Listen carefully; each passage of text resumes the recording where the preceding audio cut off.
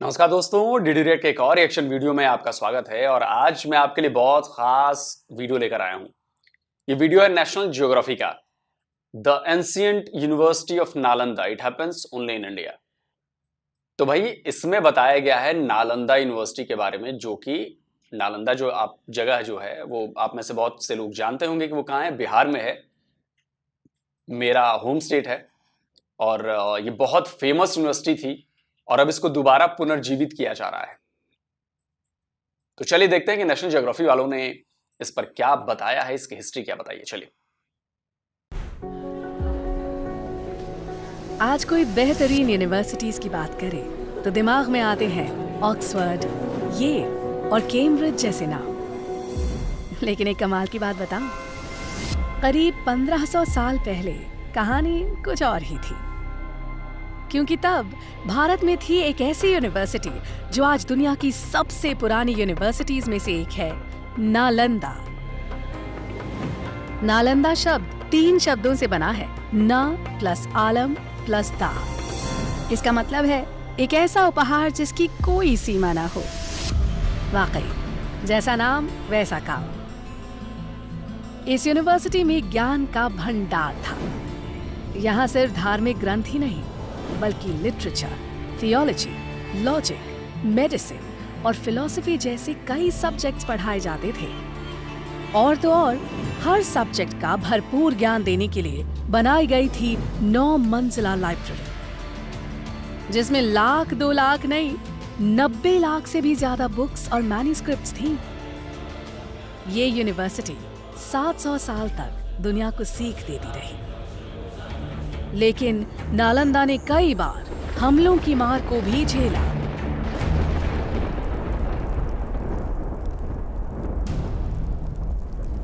आखिरकार 12वीं शताब्दी में एक हमले में बख्तियार खिलजी ने नालंदा को जला दिया। और माना जाता है कि इसकी लाइब्रेरी 3 महीने तक जलती रही और ज्ञान का वो खजाना जो संभाल कर रखा गया था, धुएं में खो गया। उस वक्त जब नालंदा कई बुलंदियों को छू रही थी, वो एक महाविहार यानी विशाल बौद्ध बीच में रोकना चाहूंगा क्योंकि इस बात को समझाना और समझना बेहद जरूरी है कि बख्तियार खिलजी ने आखिरकार नालंदा यूनिवर्सिटी की लाइब्रेरी को क्यों जलाया। कॉलेज से उसकी क्या दुश्मनी थी, यूनिवर्सिटी से उसकी क्या दुश्मनी थी, किताबों से उसकी क्या दुश्मनी थी। ये समझ में नहीं आता ना कि कनेक्शन क्या है। लेकिन असली कनेक्शन जो है वो कनेक्शन ये है कि अगर आप किसी संप्रदाय की, किसी संस्कृति की, किसी परंपराओं की किताबों को नष्ट कर दें, क्योंकि किताबों में ही वो चीजें लिखी होती हैं जिनसे लोग जानते हैं, समझते हैं। पीढ़ी दर पीढ़ी जो चीजें आगे बढ़ाई जाती हैं उनसे तो पता चलता ही है। लेकिन कई बार क्या होता है कि ये काम उतनी आसानी से नहीं हो पाता जितना काम ये किताबें करती हैं। तो बख्तियार खिलजी का साफ साफ जो नैरेटिव था, इनकी किताबें नष्ट करो, इनके कल्चर को नष्ट कर दो, इनको जानने मत दो कि इतिहास में ये क्या थे और क्या हैं, और इनके ज्ञान को बढ़ने मत दो। क्योंकि तब ऐसे लोगों पर अपना मजहब थोपना आसान होता है, ऐसे लोगों पर फिर लोगों को डराना आसान होता है। उनको अपने धर्म के बारे में नहीं पता चलेगा, उनको अपने कल्चर के बारे में, अपने इतिहास के बारे में पता नहीं चलेगा। इसका सबसे अच्छा जो तरीका है कि इनकी किताबें नष्ट करो। ज्ञान किताबों से ही फैलता है ना। जो अनपढ़ रह जाते हैं, अज्ञानी रह जाते हैं, उनको दबाना, कुचलना, डराना, धमकाना बहुत आसान है। और जिसके पास ज्ञान की ताकत होती है उसमें सवाल पूछने की ताकत होती है। जो अपना इतिहास, अपना कल्चर, अपनी संस्कृति जानता है वो सवाल पूछेगा। और चूंकि वहां पर तो सिर्फ एक किताब का अपना बात नहीं थी, वहां पर लाखों किताबें थी और उसमें तरह तरह के ज्ञान, भारत के बारे में, दुनिया के बारे में बहुत सारी चीजें थी, अलग अलग सब्जेक्ट्स के बारे में। आप सोचिए 90 लाख किताबें थी, 90 लाख। और 3 महीने तक वो लाइब्रेरी जलती रही। सोचिए कितना बड़ा ज्ञान का भंडार था नालंदा यूनिवर्सिटी। और वो लाइब्रेरी कितनी वहां पे चीजें, ज्ञान का भंडार, क्या अकूत भंडार थी लाइब्रेरी वहां की।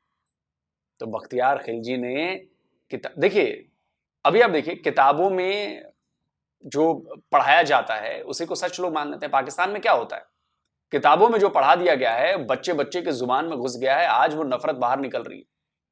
तो उन्होंने अपने बच्चों में नफरत डाली। हमारे यहां हजारों साल से यह परंपरा है कि हम अपने बच्चों में ज्ञान का स्रोत डालते हैं।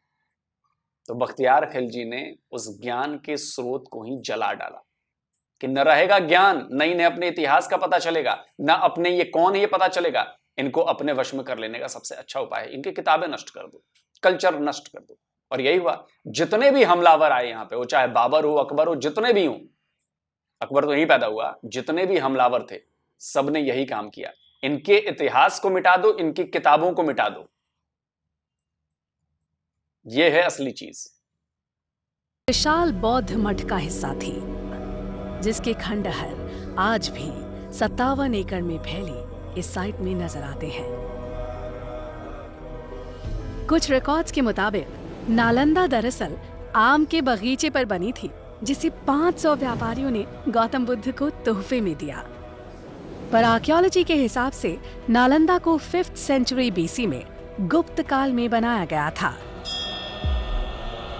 उसके बाद गुप्त काल में इस जगह का और डेवलपमेंट हुआ और ये एक विहार से 7वीं शताब्दी तक महाविहार बन चुका था। अलग अलग दौर में यहाँ कई महान टीचर्स ने पढ़ाया, जैसे नागार्जुना, बुद्धपालिता, शांत रक्षिता और आर्यदेव। और जानते हैं स्टूडेंट्स कौन थे? चाइनीज ट्रैवलर ह्यूंग सांग जैसे कई लोग जो दुनिया भर से यहाँ खींचे चले आते थे। यहाँ पर पूरे विश्व से, चीन से, म्यांमार से, श्रीलंका से अनेक प्रांतों के लोग इस जगह पर शिक्षा ग्रहण करने के लिए आया करते थे इस महाविहार में। लेकिन इस सब के बावजूद नालंदा वक्त की मार को नहीं झेल पाई।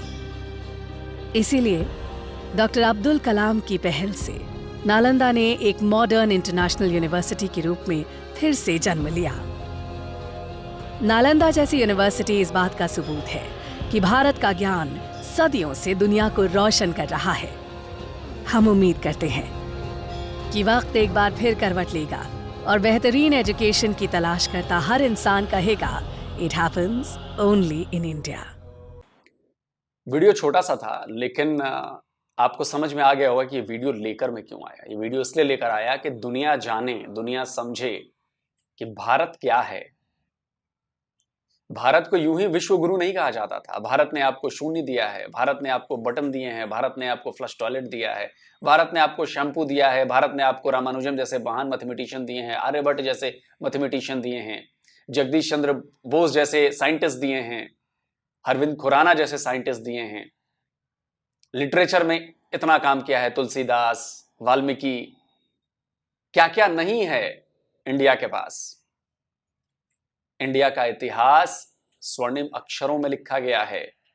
इंडिया ने जो दुनिया को दिया है, जो भारत ने दुनिया को दिया है, जो हमारे भारतवर्ष ने दुनिया को दिया है, अगर दुनिया उनके बारे में नहीं जानेगी तो कैसे काम चलेगा।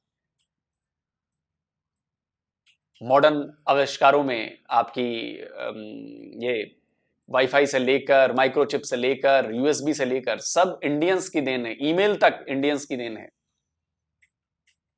और ये चीजें 1-2 दिन में, 10-20 साल में नहीं आती हैं। ये आपके डीएनए में बसी हुई चीज है। जो ज्ञान है, एक्सप्लोरेशन है, जानने की इच्छा है। जिसको जानने की इच्छा ही नहीं होगी, जैसे पाकिस्तानी हैं, उनमें जानने की इच्छा नहीं है, वो बस रट्टा मार करते हैं। जिसमें जानने की इच्छा है वो सवाल पूछेगा, वो उन सवालों के जवाब ढूंढने की कोशिश करेगा, और जब उन सवालों के जवाब वो ढूंढ लेगा तब वो एक्सप्लोर करेगा, नई चीज इन्वेंट करेगा। और इंडियंस आज से नहीं, हजारों साल से ये करते आए हैं।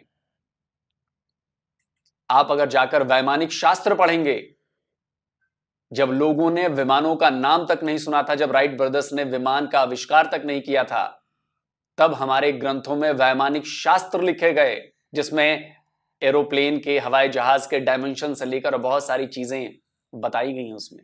आप सोचिए वो ज्ञान। आज आप जब महाभारत पढ़ते होंगे या महाभारत देखते होंगे तो आपको लगता होगा कि फलाने ने मंत्र पढ़ा और उसके पास हथियार प्रकट हो गया। आप सोचिए, कई लोग मजाक उड़ाते हैं, ऐसा भी होता है क्या? आज क्या आपको वॉइस कमांड से आपकी चीजें नहीं चलती हैं? आप सीरी से बात करते हो, आप गूगल असिस्टेंट से बात करते हो, क्या वॉइस कमांड से बात नहीं करते हो? क्या आपके काम वॉइस कमांड से नहीं हो रहे हैं आज? आप बता दीजिए। वो भी एक तरह का वॉइस कमांड था। कई लोग मुझे भी ट्रोल करेंगे, मुझे पता है कि मुझे ट्रोल करेंगे, लेकिन इसका मतलब ये नहीं है कि जो चीजें दिख रही हैं उसको बताया ना जाए, जो चीजें हैं उसको समझाया ना जाए। मैं तो साइंटिफिकली कह रहा हूं ना, प्रूव कर रहा हूं, मैं कोई हवा हवाई बातें नहीं कर रहा हूं। आज से 20 साल पहले जब किसी ने महाभारत देखी होगी, तब उसको लगता होगा कि यार क्यों आवाज डाल करते हैं ये काम हो जाता है, आवाज मुंह से निकालते हैं ये काम हो जाता है। आज वॉइस कमांड्स काम कर रहे हैं कि नहीं कर रहे हैं? आज आपके फोन पे, आपका फोन आज आपके लिए म्यूजिक चलाता है, आज आपका फोन आपके लिए वीडियो चलाता है, आज आपका फोन आपके एप्स चलाता है, वॉइस कमांड से चलाता है। आज आप वॉइस कमांड देते हो और वहां पे टाइपिंग होने लगती है, हिंदी में करो, अंग्रेजी में करो, रोमन में करो, होती है कि नहीं होती है?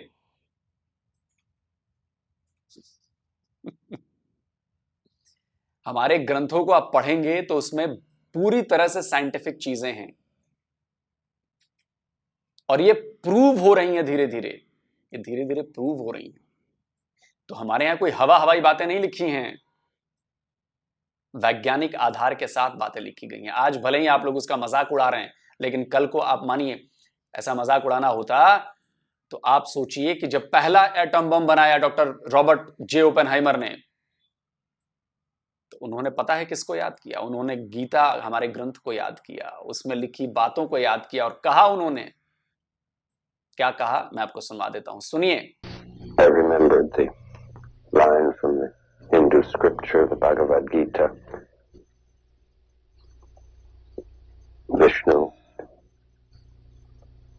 is trying to persuade the prince that he should do his duty, and to impress him takes on his multi-armed form and says, "Now I am become death, the destroyer of worlds." आज पूरी दुनिया भारतीय धर्म ग्रंथों पर research करती है, पूरी दुनिया। और इसीलिए जो यूरोप में लैब है CERN की, SCERN, CERN, उसके आगे भगवान शिव की नटराज वाली प्रतिमा लगी हुई है। अब आप बताइए कि किसी वैज्ञानिक लैब के बाहर भगवान शिव की प्रतिमा क्यों लगाई जाएगी? सोचिए, गॉड पार्टिकल खोजा उन्होंने, तो भगवान शिव ब्रह्मांड को रिप्रेजेंट करते हैं, इसीलिए वहां पे वो प्रतिमा लगाई हुई है। और भी हिटलर ने भारतीय ग्रंथों पर अनुवाद कराया जर्मन में, उन पर रिसर्च की, पता नहीं क्या क्या बनाया उसने, उन ग्रंथों को पढ़वा के, रिसर्च करवा के, उनका अनुवाद करवा के। लेकिन आप लोगों को लगता है कि अरे ये क्या हिंदू और ये क्या इनकी संस्कृति, ये तो बेकार है, मूर्ति पूजक हैं। आपको आइडिया नहीं है कुछ भी। जो असली चीज है ना वो यही है, आपको जरा भी आइडिया नहीं तो इतना ज्ञान कहां से होता? 90 लाख किताबें थी, आपके पूरे पाकिस्तान में 90 लाख किताबें नहीं होंगी। हमारे तो एक यूनिवर्सिटी में 90 लाख किताबें थी और बख्तियार खिलजी ने जला दिया। लेकिन आज भी, ठीक है हमारे कुछ ज्ञान की चीजें गुम हो गई, लेकिन आज भी हम सस्टेन करते हैं और आज भी दुनिया में हमारा माइंड बहुत तेज चलता है। इसको कम करके मत आकिए। तो जल्दी मिलता हूं एक और नए वीडियो के साथ। नमस्कार, जय हिंद।